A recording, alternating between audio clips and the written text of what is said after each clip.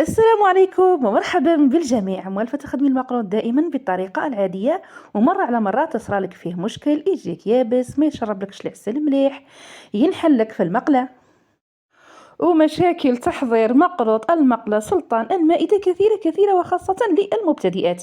وعليها اليوم جيتكم بالطريقة العكسية، الطريقة السحرية، مقروض إكسبريس، ساهل ماهل خفيف ظريف، في وقفة وانتي كملتيه. والرائع في القصة كامل النتيجة مضمونة، ناجح مليار، مقروض تهشيش معسل، يذوب في الفم ذوبان. وإذا كنت أول مرة تشوفي قناتي يسعدني انضمامك إلى عائلة المساج حلوجية نيليا بالضغط على الجرس ليصلك كل جديد. ما تنسونيش يا غاليتي بالجام ليصل هذا المحتوى إلى أكبر عدد من المتابعين. كما راكم تشوفوا هنايا قسمت معكم هذه الحبة وتشوفوا كيفاه يجي هشيش. هذه فقط بعد التعسالة الأولى. كما تعرفوا المقروط تاع المقلة يحب أنه يتعسل على الأقل مرتين. كما راكم تشوفوا النتيجة تجي ولا أروع. قبل ما نبدأ في المقادير وطريقة التحضير، ما تنسوش تصلوا على الحبيب المصطفى صلى الله على سيدنا محمد صلى الله عليه وسلم. بسم الله. كما راكم تشوفوا جيبي أي كيل عندك، كيل صغير كبير كما تحبي. أنا جبت هذا الفنجال حجم تاعو متوسط. هنا حبيت نمد لكم المقادير بالكيل مش بالميزان. واش عندك ديري؟ شوفي هنايا جبت كيله غير الصبع تاع السمن ذايب وبارد. تحبي ديري ثاني خليط بين السمن والزبده، تحبي ديري فقط المارغرين وحدها تذوبيها، ناجح كاع بالطرق. كملتها بالزيت، فيضت الكيله بالزيت، ونفس الكيله تاع الماء الزهر والماء ثاني فيضتها بماء الزهر كما راكم تشوفوا. ونبداو بطريقه التحضير. اضفت الكيل تاع ماء وماء الزهر، كيل معمر فايض حتى يولي قريب رايح يسيح هذاك الماء. اضفت رشه تاع الملح، ملعقه نصف ملعقه صغيره تاع ملح على حسب الكميه تاع السميد اللي رايحه ديريه. ديما السميد والحوايج هاك المعسله يحب اني ندير لها الكميه تاع الملح باه تعادل لي في النكهه، خاصه حاجه هاك معسله. اضفت هذيك الكيله تاع السمن كما شفتوا، اضفت لها الزيت، ودرت ملعقه صغيره تاع السكر هنا باه يولي نقلي في المقروط يديني لون ويولي محمر ومليح. اضفت ملعقه متوسطه، ملعقه صغيره، لانه الكميه هنا تاع السميد اللي عندي الكيل هنايا عندي كيل صغير. تقريبا كامل الكميه تاع السميد تقريبا واحد الرطل. بعدها رايحه نضيف نصف الكيله فرينه، لانه هنا استعملت سميد خشن. اذا استعملتي سميد متوسط هي من الاحسن ديما المقروط المقله نستعملوا السميد الخشن. انا استعملت موله خشن. اضفت نص كيله تاع فرينه. اذا استعملتيه متوسط اضيفي فقط ملعقه تاع فرينه. شفتوا هنا حبيت نقرب لكم تشوفوا يا اخي ما بانش مليح النوعيه تاع السميد باه تشوفوه مليح. شفتوا هنايا السميد 3 كيلات بومبي معمرين مليح كما شفتوا. ساعات فقط نجاح المقروط يعتمد على نوعيه السميد. وشفتوا هذه الطريقه ولا اسهل، ما تبسي ما تخليه يبات، تخدميه في وقفه ثمثم.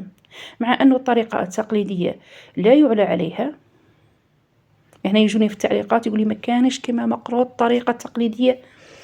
لا، انا هنايا قصدي فقط حبيت نسهلها على المبتدئات واللي حابين يخدموا المقروط في هذا العيد، وفعلا طريقه ولا اسهل.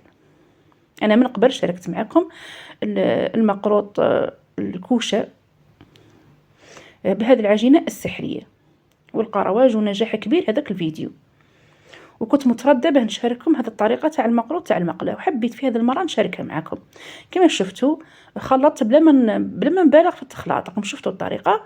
ونخليه على الاقل واحد نصف ساعه. وفي هذا نصف ساعه نوجد الحشو. هنا كان عندي هذا الحشو كاع من قبل خادمته دايرته في الثلاجه، جبدته. هنا كان فقط ذاك ورق الزبده، درت له هنايا قرفه. كما تحبي تنكهي الغرس تاعك، ضيفي له السمن او الزبده ولا قليل من ماء الزهر وتعجنيه مليح. ما تبالغيش وما تطريهش ياسر لانه اذا طريتي الغرس تاعك او الحشو ياسر راح يتنفخ لك في المقله، وهو اللي يشقق لك الحبه تاع المقروط بدون مبالغه. شوفوا هنا على حسب النوعيه تاع السميد اللي عندك. كاين واحد النوعيه تاع السميد يتشرب ياسر، كاين نص على حسب النوعيه. بعد ما نخلي هذيك نصف ساعه فقط باه نشوفوا الحبيبات تاع السميد القوام تاعه. هنا نبدا نضيف له في ماء الزهر، وهنا فقط نرش ونحرك بلا ما نعجن كما راكم تشوفوا. هنا تقريبا اضفت واحد 3 ملاعق من ماء الزهر، في كل مره نضيف ونلم فقط بلا ما نعجن. شوفوا حتى نتحصل على هذا القوام، شو القوام تاع العجينه تاع المقروط كيف تجي دايره. وفي هذا الاثناء انا هاني بديت نطبع فيه، وزنت العجينه وزنت الحشو. في هذا المول اللي استعملته تاع القلب هذاك، الحجم كامل الوزن تاعو مع بعضاهم، العجينه مع الحشو 45 غرام، باه ما تجيكش الحبه خارجه منا ومنا. 45 غرام بين الحشو والغرز.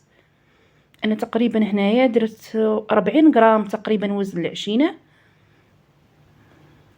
والحشو درتو 5 غرام او 6 غرام على ما اظن.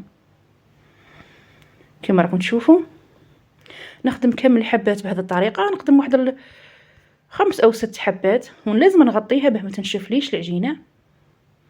وشوفوا هنا الطريقه كيف نخدمها بلا ما تستعملي الساشي ولا. جربت من قبل الساشي ما تعجبنيش النتيجه، ما تخرجليش هذيك الرشمه مليح. نضغط مليح، بعدها رايحه نخبطوا على جهه كما راكم تشوفوا، وبعدها نخبطوا على الجهه الاخرى بهذه الطريقه، وبعدها نخبطوا كما هاك تخرج ثم نهائيا مش رايحه تلصق لكم في المول. كما راكم تشوفوا كملت كامل الحبات بنفس الطريقه.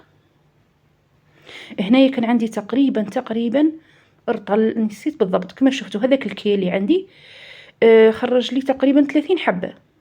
هنا هذا الطابع الحبه تاعو جايه الحجم تاعها صغير شويه، بصح جاي جديد ومليح.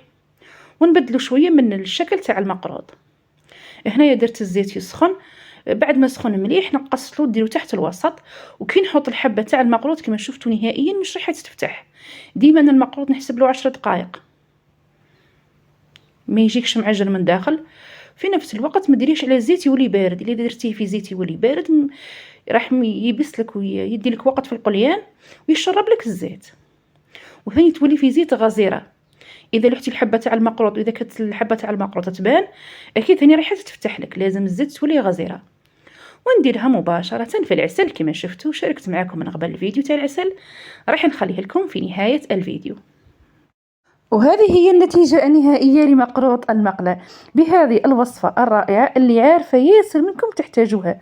إذا كنتي تخافي تخدميه أو عندك فوبيا منه بهذه المقادير وبهذه الطريقة، نقول لك مستحيل ما ينجحلكش.